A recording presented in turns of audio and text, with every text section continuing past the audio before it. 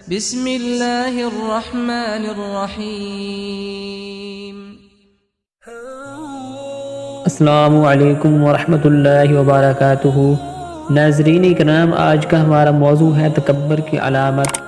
اللہ پاک فرماتا ہے، جو شخص ننگی شلوار لٹکاتے ہوئے اور گھسیٹتے ہوئے اور اکڑ کر چلتا ہے اور اپنے کانوں پر بہرا پن ظاہر کرتا ہے تو اللہ تعالیٰ ارشاد فرماتے ہیں، مجھے قسم ہے کہ میں ضرور ان کے بعد کو بعد کے ساتھ پکاروں گا۔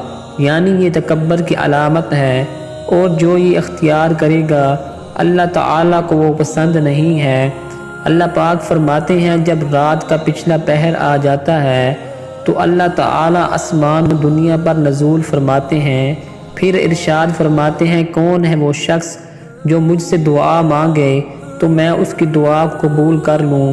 کون ہے وہ شخص جو مجھ سے استغفار کرے، مجھ سے توبہ کرے تو میں اس کی بخشش کر دوں؟